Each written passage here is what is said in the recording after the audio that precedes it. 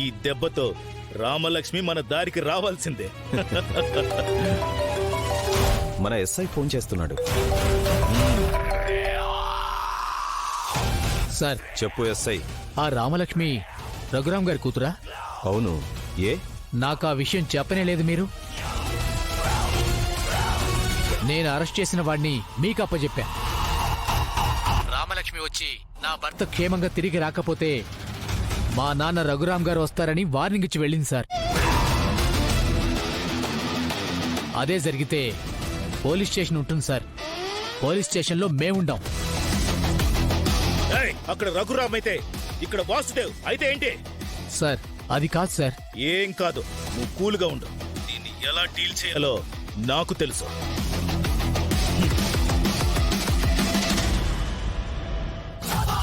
ఇంటికి వెళ్ళి నాన్నకు చెప్పాలి మావయ్య. నాన్నని తీసుకురావాలి, లేదంటే ఇన్స్పెక్టర్ మాట వినడు. Hello hello Ramalakshmi. ఎవరు? నీ భర్త కావాలా? ఎవరు నువ్వు? నా భర్త గురించి మీకెలా తెలుసు? ఇప్పుడు ఎక్కడున్నారాయన? నీ భర్త నీకు కావాలంటే నీకు గుళ్ళో దొరికిన ఆ తామ్రపత్రం తీసుకొని నా గెస్ట్ హౌస్ కి రా. ఎక్కడది?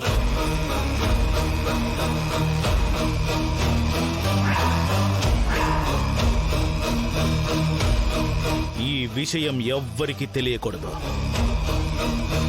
నువ్వు తామ్రపత్రంతో రాకపోయినా ఈ విషయం మనకు కాకుండా ఇంకెవరికైనా తెలిసినా, మీ నాన్నకి తెలిసినా నీ భర్త బతకడు. లేదు, నేను వస్తున్నాను.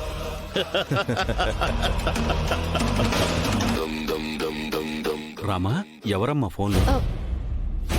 చెప్తాను మావయ్య, మీరింటికి వెళ్ళండి. ఆయన్ని నేను తీసుకొస్తాను. వాడు ఏ ప్రమాదంలో ఉన్నాడో చెప్పమ్మా. మావయ్య, నన్ను నమ్మండి. ఆయనకి ఎలాంటి ప్రమాదం రానివ్వను. నా ప్రాణం అడ్డు పెట్టైనా ఆయనని తీసుకొస్తాను. మీరు వెళ్ళండి, వెళ్ళండి మావయ్య. జాగ్రత్త.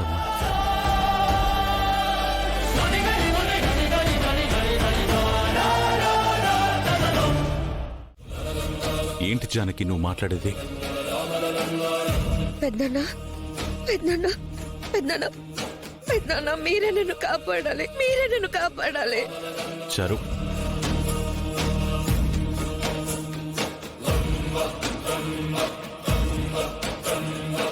నాకు దారి చూపించండి పెద్దన్నా, ప్లీజ్ పెద్దన్నా, నన్ను మీరే కాపాడాలి. లేమా చారు, లే, ముందులే. ఏమైందమ్మా? అసలు ఏం జరిగిందంటే, కక్షయ కృత్తి ప్రవృత్త లోకాన్ సమాహర్తుమిహ ప్రవృత్త వృథాపి త్వాం న భవిష్యయ కృత్తి ప్రవృత్త లోకాన్ సమాహర్తుమిహ ప్రవృత్త వృథాపి త్వాం న భవిష్యంతి సర్వే. అయ్యో అయ్యో అయ్యో, నా కూతురికి ఎంత అన్యాయం జరిగిపోయింది దేవుడా. అవునమ్మా, ఏ బిడ్డకి జరగని అన్యాయం జరిగిపోయిందమ్మా. మీ అందరికీ ఇది పద్ధతేనా? ఆ రోజు ఇది కళ్ళు లేంది, భూమికి బరువు, మాకు బరువు, ఇది ఇంకా చావడం మేలని మేం మాట్లాడితే నన్ను తీసుకొచ్చి న్యాయం చేస్తానన్నారు. ఇదేనా ఇదేనా మీరు చేసే న్యాయం? నా కూతుర్ని బలిపశువుని చేశారు. ఇప్పటిదాకా దీనికి కళ్ళే లేవనుకున్నాను, ఇప్పుడు దీనికి సొంతం అనుకున్నది ఏమీ లేదు. భగవంతుడా, మా చారు ఇప్పుడు ఎలా బతకాలి? మా ఆయన పోతే దీన్ని తీసుకెళ్లి తోడుగా పెట్టుకొని బతుకుదాం అనుకున్నాను. ఇప్పుడు ఈ పరిస్థితుల్లో దీన్ని ఇంటికి తీసుకెళ్లి నేనేం చేయాలి? ఇద్దరం కలిసి ఏ గంగలోనో దూకాలి. ఇక మాకు చావే చావే శరణ్యం భగవంతుడా.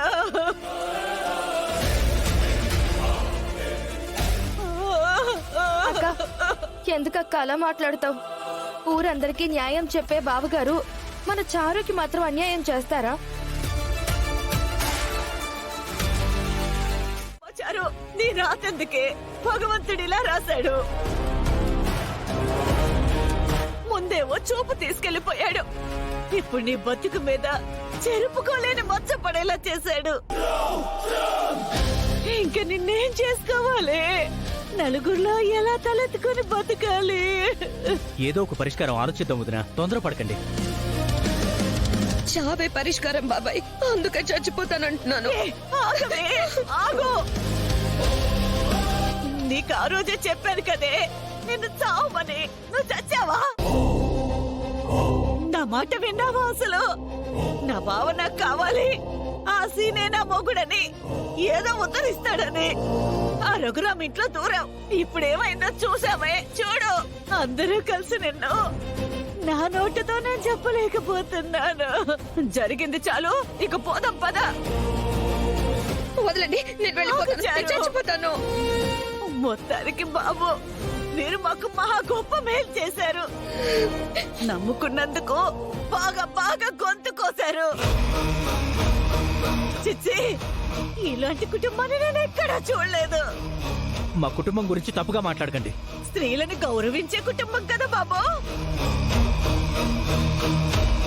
మరి నా కూతురు ఆడది కదా, దీనికెందుకు బాబు ఇంత అన్యాయం చేశారు? సమస్య మీదాకా వస్తే న్యాయం ఒకటి, బయట వాళ్ళకైతే ఇంకో న్యాయమా? బుద్ధి చూపించారు కదయ్యా. పట్టుకోండి, ఒక్కదానే పట్టుకోలేకపోతున్నాను. నన్ను వదిలేయండి, నా చావు నేను చేస్తాను. అయ్యో అయ్యో భగవంతుడా. ఆగమ్మా. ఏంటి చారు, ఎందుకింత మొండిగా ఉన్నావు? పిన్ని, ఆత్మాభిమానాన్ని చంపుకుని బ్రతకమంటావా? కనీసం అమ్మ కోసమైనా బ్రతుకు చారు. అమ్మ నాకు జన్మనిచ్చింది, కానీ శ్రీను బావా నా జీవితం అనుకున్నాను. అనే లేనప్పుడు నాకింకెవరు వద్దు, నేను చచ్చిపోతాను. చారు, నా మాట విను. నేను చచ్చిపోతాను. పద, ఇంటికెళ్ళి కూర్చొని మాట్లాడుకుందాం. పద.